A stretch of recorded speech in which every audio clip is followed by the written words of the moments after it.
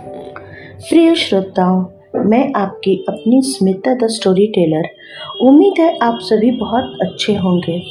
श्रोताओं, मेरी कहानी मायका एक लड़की की बेबसी और हालात को बतलाने की कोशिश है। जहाँ एक लड़की जितनी भी सफलता की आकाश की ऊंचाइयों को छू ले, शाम होने पर अपने घोंसले में आना ही पसंद करती है। शादी, करियर में सफलता, नाम, शोहरत सब तब तक ही सुकून देता है जब दिल में तसल्ली होती है कि मेरा एक अपना घर है, जहाँ माँ पापा का प्यार है, जहाँ हम अपने पूरे अधिकार से वहाँ सुकून की सांस ले सकते हैं। श्रोताओं, अब तक आपने मेरी कहानी में सुना कैसे पंखुड़ी असमंजस में फंस जाती है, ये सोचकर कि अचानक शांतनु को क्या हो गया, वो इतना मेरे प्रति क्यों सोच रहा है। अब आगे। टेबल में नोट्स और बहुत सारे 5 स्टार थे। मैंने नोट्स को साइड में रखा और उसमें से एक 5 स्टार उठाकर खाने लगी। 5 स्टार खाते ही मुंह मीठा, दिल मीठा, एहसास भी मीठा हो चला था।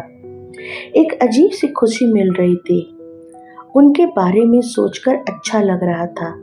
शायद आज अपने एहसास को शब्दों में बतलाना काफी कठिन लग रहा था। पहली बार ये फील कर रही थी, लेकिन सोचने वाली बात ये थी कि शांतनु से तो मैं काफी वक्त से मिल रही थी, लेकिन ये एहसास पहली बार हो रहा था। खैर, मैंने नोट्स देखा तो डे बाय डे नोट्स थे। हर क्लास के मैंने फटाफट कॉपी में लिखने लगी। नोट्स काफी डिटेल में थे। आज मेरी तबीयत अच्छी भी लग रही थी, लेकिन हाँ, बार बार इस बात पे ध्यान जरूर जा रहा था कि ये शांतनु को क्या हो गया है, वो ऐसे क्यों बिहेव कर रहे हैं, पता नहीं। खैर, थोड़ी देर पढ़ाई करने के बाद मुझे नींद आ रही थी, तो मैंने टीवी ऑन कर ली। टीवी ऑन करने के बाद मेरी नींद और चली गई। टीवी पे देखा कपिल शर्मा का रिपीट टेलीकास्ट आ रहा था, तो देखने लग गई। तभी रूम का दरवाजा नॉक हुआ। अंदर रितु दीदी आई। रितु दीदी बोली, हाय, क्या हुआ दीदी, तबीयत तो ठीक है ना, सो क्यों नहीं रही हैं आप? मैं बोली, दीदी नींद नहीं आ रही है। तो दीदी ने बोला, आपने दवा खाया? मैं बोली, नहीं दीदी, दे दीजिए। दीदी मुझे दवा दे दी, तो मैं बोली, दीदी कुछ ठंडा पीने का मन हो रहा है। तो दीदी हंसने लगी और बोली, भैया जी की डांट मुझे नहीं खानी, आप बता दीजिए आपको क्या पीना है। मैं भी हंसने लगी, बोली, दीदी रूह अफ़ज़ा। दीदी बोली, बस 1 मिनट में लाई। दीदी ने मुझे रूह अफ़ज़ा ला कर दिया। मैं पी, मुझे बहुत अच्छा लगा। पता नहीं क्यों ये मीठा मीठा मुझे बहुत अच्छा लगता था। उसे पीकर थोड़ी देर बाद मुझे नींद आ गई। सुबह उठी तो फ्रेश होकर रूम से बाहर आई तो देखा पापा बाहर टेबल पर बैठे न्यूज़पेपर पढ़ रहे थे। मुझे देखकर मुस्कुराए और बोले, पंकु उठ गई बेटा? मैं बोली, जी पापा। पापा पूछे, तबीयत कैसी है तुम्हारी? मैं बोली, अच्छी। तभी राहुल भैया और रोनित भैया बोले, देख के ही नहीं लग रहा नौटंकी अब तैयार है बदमाशी करने को। मैं हंसने लगी। मैं पापा के बगल में आकर बैठी और बोली, पापा 4 दिन हो गए, मुझे बिल्कुल घर में अच्छा नहीं लग रहा, प्लीज मुझे कॉलेज और इंस्टीट्यूट जाने दीजिए। पापा बोले कि बेटा 1-2 दिन और रेस्ट कर लो फिर जाना। मैं बोली, नहीं पापा, मेरी पढ़ाई बहुत मिस हो रही है। तभी राहुल भैया बीच में टोकते हुए बोले, अरे शांतनु तो नोट्स पहुंचा दे रहा है ना। मैं बोली, भैया वो तो इंस्टीट्यूट का ना, और कॉलेज की पढ़ाई? तो बोले, मैं सीमा को बोल दूंगा, वो दे देगी। मैं बोली, नहीं भैया प्लीज। तो पापा बोले, अच्छा ठीक है, कॉलेज 1-2 दिन बाद से जाना, इंस्टीट्यूट अगर तुम्हारा मन हो रहा है तो आज से चले जाओ। मैं बोली, हाँ पापा ये ठीक रहेगा। तभी राहुल भैया बोले, अच्छा ठीक है, शाम को तू तैयार रहना, मैं तुझे ड्रॉप कर दूंगा। मैं बोली, क्यों आप रोज रोज परेशान हो रहे भैया, मैं ड्राइवर अंकल के साथ चली जाऊंगी। पापा बोले, पक्का तो चली जाएगी? मैं बोली, हाँ पापा चली जाऊंगी, कोई बात नहीं। पापा बोले, ठीक है, शाम को तू तैयार रहना, ड्राइवर अंकल आ जाएंगे। हम सभी नाश्ता किए। तभी रोशनी दीदी का भी फोन आ गया। हमेशा की तरह स्पीकर ऑन था और एक बार में हम सभी ने उनसे बातें की। दीदी मेरा हालचाल पूछी और जान के खुश हुई कि मैं ठीक हूँ। तभी पापा रोनित भैया और राहुल भैया शॉप के लिए निकलने लगे। जाते वक्त राहुल भैया बोले, पंकु तू तैयार रहना बेटा, शाम में मैं ड्राइवर को भेज दूंगा। मैं बोली जी भैया, और सभी चले गए। मैं मम्मी के पास थोड़ी देर बैठ गई। फिर मम्मी दीदी से काम करवाने चली गई तो मैं भी अपने कमरे में आ गई। फ़ोन चेक की तो मैसेजेस थे। सीमा का मैसेज था, कैसी हो, क्लास कब से आओगी। तो मैंने उसे फ़ोन कर दिया और सीमा को बोली आज इंस्टीट्यूट चलूँगी और मंडे से कॉलेज। वो खुश हो गई, बोली फाइनली मैं अकेले नहीं सड़ूंगी क्लास में। पता है कितना डर जैसा लगता था। मैं हंसने लगी, बोली 4 से 7 काटना मुश्किल हो जाता था, लगता था किसी जेलर के क्लास में बैठी हूँ। अच्छा चल, आज मेरे पास आजा, साथ चलेंगे। उसने ओके बोला। मैं नोट्स देखने लगी क्योंकि क्लास में क्वेश्चन का आंसर देना भी होता था।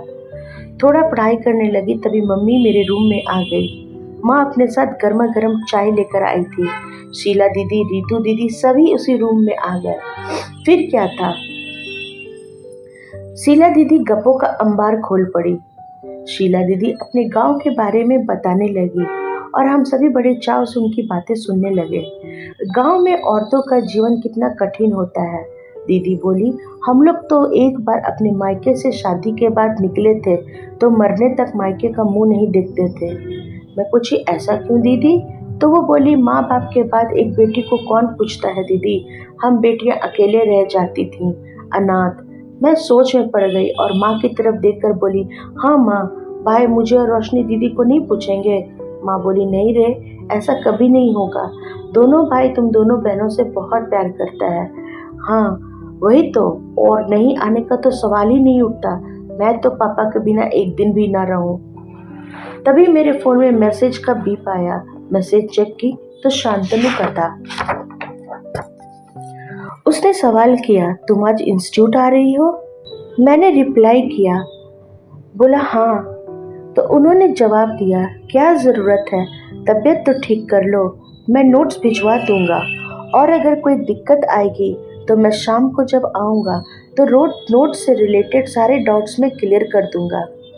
मैंने मैसेज में जवाब लिखा, नहीं मैं ठीक हूँ और मैं क्लास कंटिन्यू करूँगी। तो शांतनु का मैसेज आया, आर यू ओके। मैं लिखी, हाँ आई एम ओके। तो उधर से जवाब आया, but I am not okay. मैं समझ ही नहीं सकी कि इसका क्या मतलब है।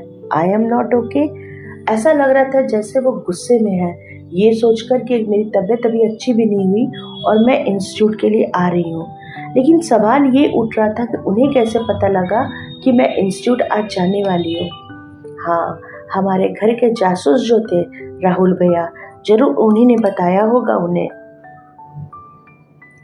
तभी मम्मी लंच के लिए बुलाने आ गई क्योंकि रोनित भैया, पापा और राहुल भैया का लंच लेकर शॉप चले गए थे। तो मम्मी और मैं, हम साथ में ही खाना खाते थे। तो हम दोनों भी लंच कर लिए। फिर रितु दीदी, शीला दीदी भी खाना खा ली। मैं थोड़ा मम्मी के पास लेट गई क्योंकि थोड़ी वीकनेस सी लग रही थी। मैं आधे घंटे बाद अपने इंस्टीट्यूट के लिए रेडी हो गई। तभी ड्राइवर अंकल भी आ गए। मैं तैयार होकर निकल ही रही थी कि मम्मी आवाज़ लगाई, पंकु। मैं बोली, जी मम्मी। बेटा हॉर्लिक्स पीकर जा, 3 घंटे भूखे रहोगी। मैं बोली, जी माँ। मैंने पी लिया। तब तक सीमा भी आ गई थी। माँ उससे भी पूछी, सीमा कुछ खाओगी क्या। वो बोली, नहीं आंटी, अभी घर से चाय नाश्ता करके निकली हूँ। तो मम्मी बोली, पंकु का ध्यान रखना। जी आंटी। इतना कहते हुए शीला दीदी मेरे हाथों में पानी का बॉटल पकड़ा दी। मैं बोली, ये क्यों। मम्मी बोली, बाहर का पानी नहीं पीना। मैं बोली, अच्छा ठीक है। कहकर वो मेरा हाथ पकड़कर चल पड़ी। रास्ते में राहुल भैया का कॉल आया, ड्राइवर अंकल के फ़ोन पे। मैं समझ गई कि ये हो ना हो राहुल भैया ही हैं। वो पूछे, ड्राइवर अंकल, पंकु इंस्टीट्यूट जा रही है। ड्राइवर अंकल बोले, हाँ भैया, और ये भी बोले कि पंकु का ध्यान रखना, कार लेकर इंस्टीट्यूट के बाहर ही रहिएगा, क्लास खत्म हो जाए तो पंकु को लेकर ही घर आइएगा। तो ड्राइवर अंकल भी बोले, जी राहुल बाबा, आप चिंता नहीं करिए, पंकुड़ी बिटिया का मैं ध्यान रखूंगा। मुझे बहुत अच्छा लगा देखकर कि राहुल भैया का मेरा इतना ख्याल है। बिल्कुल एक पिता की तरह वो मेरा ध्यान रख रहे थे। तो मैं मन ही मन सोचकर मुस्कुराने लगी कि ना, भैया हमें शादी के बाद मायके से अलग नहीं होने देंगे।